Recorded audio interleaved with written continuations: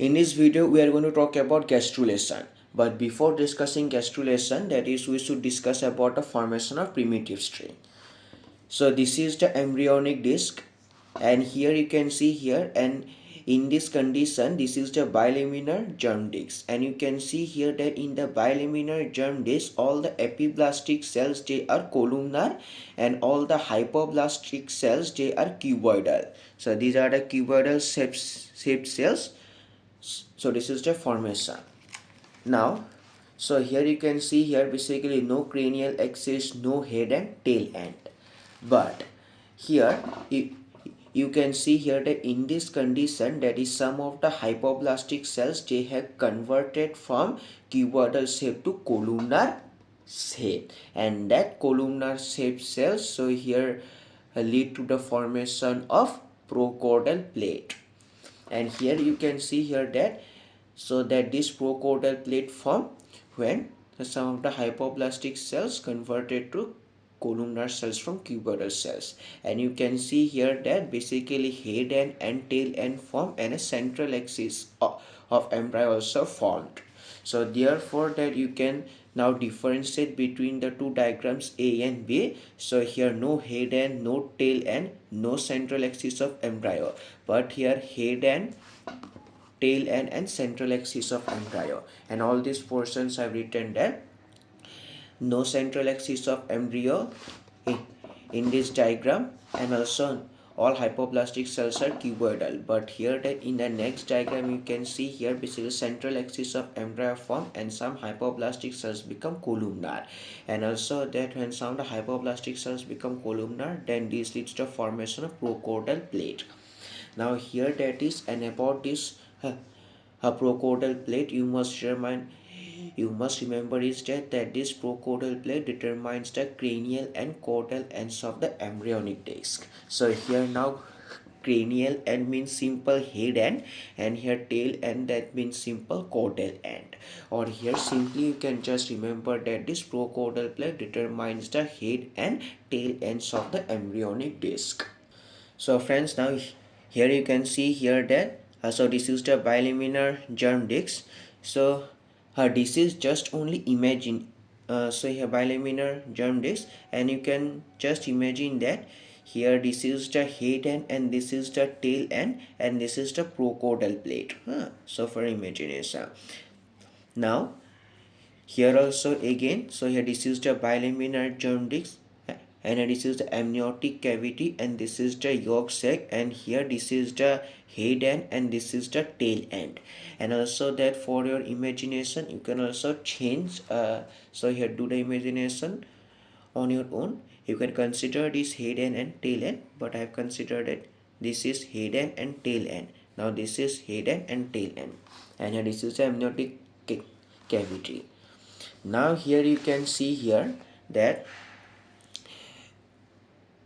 so here basically at the caudal end with respect to this prochordal plate, so here basically some of the epiblastic cells, so here proliferate, and that proliferated epiblastic cells, due to that proliferation, that in this amniotic cavity, that is an elevated bulge like structure is formed, and that elevated bulge like structure formed in the amniotic cavity at the caudal end due to the proliferation of epiblastic cells, and that leads to the formation of primitive streak. So therefore that is I have written, so here due to the proliferation of epiblastic cells in the amniotic cavity at the caudal end, an elevated bulge like structure formed, and that elevated bulge like structure in the amniotic cavity known as primitive streak. So friends, if you consider this side as cranial end and this side as caudal end, then you will have to draw these proliferated epiblastic cells in this side if you consider this as caudal end, because the main important thing for the formation of a primitive streak is that basically that these epiblastic cells undergo proliferation, and that proliferate epiblastic cells form an elevated structure in the amniotic cavity, and that proliferated cells form this structure at the caudal end, not at the cranial end, and you may get an MCQ question also. So therefore be careful. So now friends, so here you can see here this is a circular embryonic disc. So here that before the formation of primitive state, but here you can see here after the formation of primitive state that embryonic disc, so here change from circular to pear shaped. So here you can see here, but due to formation of primitive streak, the embryonic disc changes from circular shape to pear shaped.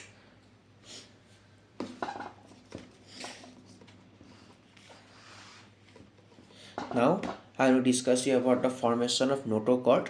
So here you can see here that this is the condition. So here that before the formation of any node, so here you can see here that before, so here only procaudal plate and a primitive stream, and again I am going to mention this is the, so here cranial end. Why? Because that this procaudal plate is always formed towards the cranial end, and this is the caudal end.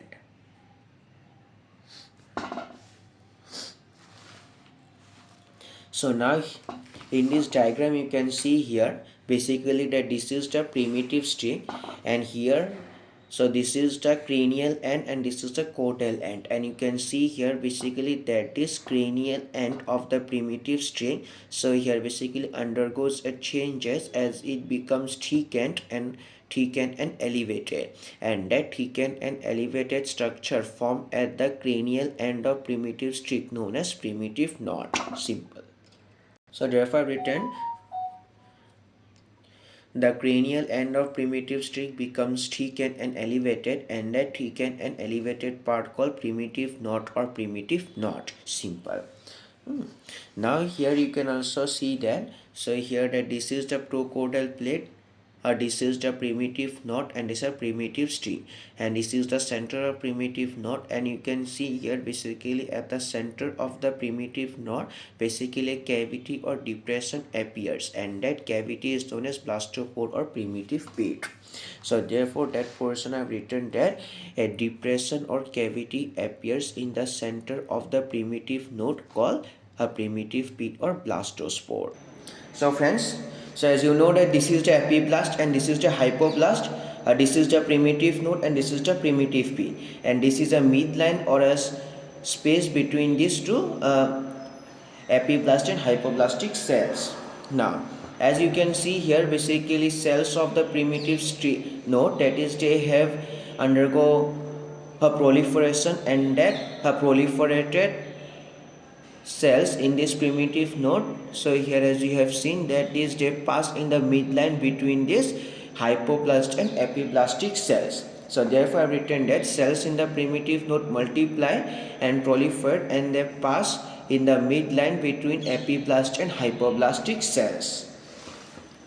Now here you can see here this is the cranial end and this is the caudal end. So this is the procaudal plate, and here, and as you know that so here this is the primitive streak, so here primitive streak,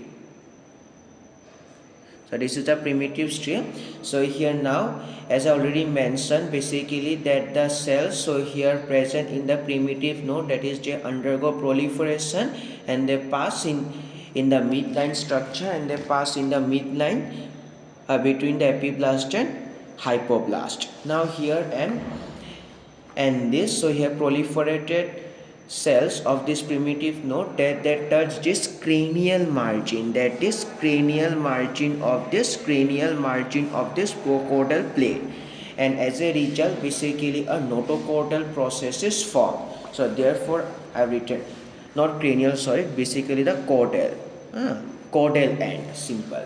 That is the proliferated cells touch the caudal margin or the caudal end of the procaudal plate, and this leads to notochordal process formation. So here that's all about today's video. So here, and for further information please stay connected in this channel. I hope that this channel is helping you a lot. Thank you.